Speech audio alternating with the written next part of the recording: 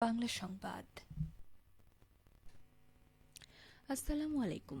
বাংলাদেশ বেতার রাজশাহী স্থানীয় সংবাদ পড়ছি সংযুক্তা ব্যানার্জি।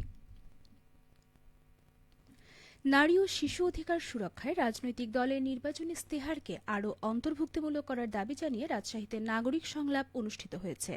আজ coalition for advancing equality and justice আয়োজিত এই সংলাপে অংশ নেন স্থানীয় নাগরিক সমাজ, অধিকার ভিত্তিক সংগঠনের প্রতিনিধি, শিক্ষক, সাংবাদিক ও প্রান্তিক জনগোষ্ঠীর প্রতিনিধিরা। সংলাপে নারী ও শিশু অধিকার সুরক্ষায় 5টি অগ্রাধিকার বিষয় নিয়ে আলোচনা হয়। এগুলো হল শিক্ষায় প্রবেশাধিকার, মানোন্নয়ন ও শিক্ষাজীবন সম্পন্ন করার নিশ্চয়তা, স্বাস্থ্যসেবা ও পুষ্টি নিশ্চিতকরণ, সহিংসতা ও শোষণমুক্ত নিরাপদ জীবন, জলবায়ু ঝুঁকি মোকাবেলা, পানি, পয়ঃনিষ্কাশন ও স্বাস্থ্যবিধির উন্নয়ন, বৈচিত্র্যকে স্বীকৃতি দিয়ে অন্তর্ভুক্তিমূলক রাষ্ট্র গঠন।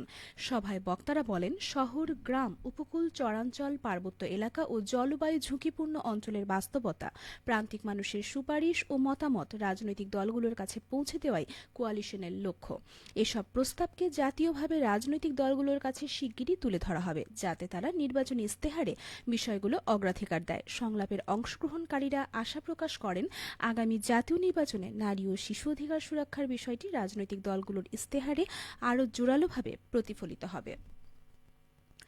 আসন্ন জাতীয় সংসদ নির্বাচনের আচরণ বিধিমালায় পরিবর্তন আনা হয়েছে। এসব আচরণবিধি বাস্তবায়নের মাধ্যমে সুন্দর পরিবেশে সুষ্ঠু নির্বাচন আয়োজন সম্ভব হবে বলে আশা করা হচ্ছে।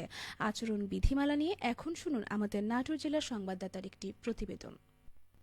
সুষ্ঠু ও সুন্দর পরিবেশে আসন্ন জাতীয় সংসদ নির্বাচন আয়োজনে আচরণ বিধিমালায় পরিবর্তন আনা হয়েছে। নাটোর সদর উপজেলা নির্বাচন অফিসার রুহুল আমিন জানান, এবার গণভোট ও জাতীয় সংসদ নির্বাচন একই দিনে অনুষ্ঠানের সিদ্ধান্ত গৃহীত হয়েছে।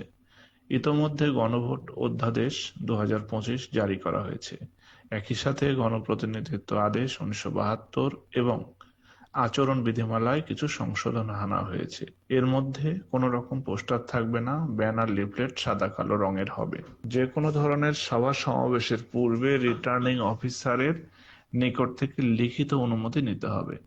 এবার পোস্টাল ব্যালটের মাধ্যমে প্রবাসীরা তাদের ভোটাধিকার প্রয়োগ করতে পারবেন।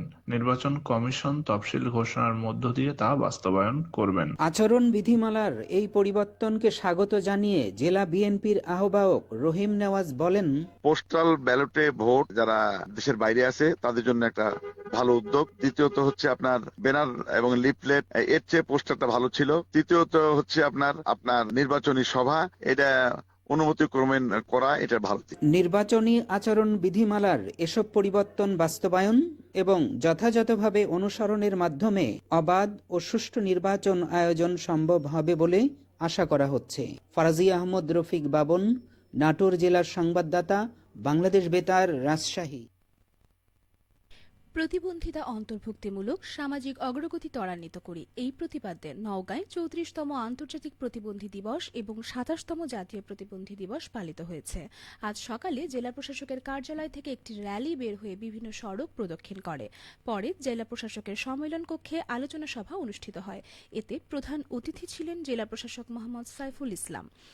জেলা সমাজসেবা কার্যালয়ের উপপরিচালক নূর মোহাম্মদ এতে সভাপতিত্ব করেন। অনুষ্ঠানে প্রতিবন্ধী শিশুদের চিত্রাঙ্কন প্রতিযোগিতায় অংশগ্রহণকারীদের মাঝে পুরস্কার বিতরণ ও 10 জনকে হুইল চেয়ার প্রদান করা হয়। এদিকে বিশ্ব প্রতিবন্ধী দিবস উপলক্ষে সিরাজগঞ্জের শাহজাদপুরে বিশেষ শিশুদের মেলা অনুষ্ঠিত হয়েছে।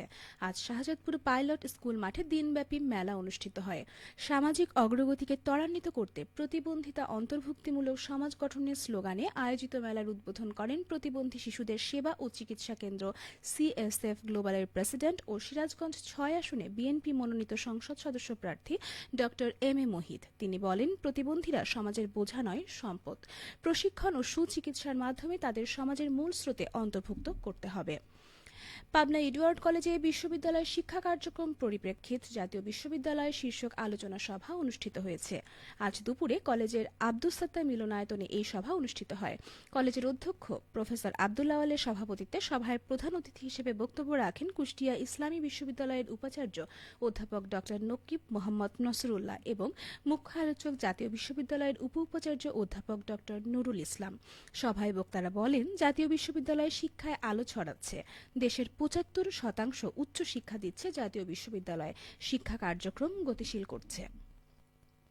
সবশেষে আবহাওয়া। আজ রাজশাহীতে সর্বোচ্চ তাপমাত্রা ছিল ২৬.৪ ডিগ্রি এবং সর্বনিম্ন ১২.৭ ডিগ্রি সেলসিয়াস। বিকেল ৩টায় বাতাসে আপেক্ষিক আর্দ্রতার পরিমাণ ছিল ৩৫%। রাজশাহী ও পার্শ্ববর্তী এলাকায় আজ সূর্যাস্ত সন্ধে ৫টা ১৬ মিনিটে। সংবাদ শেষ হলো। আমাদের পরবর্তী স্থানীয় ইংরেজি সংবাদ সন্ধে ৬টা ৫ মিনিটে।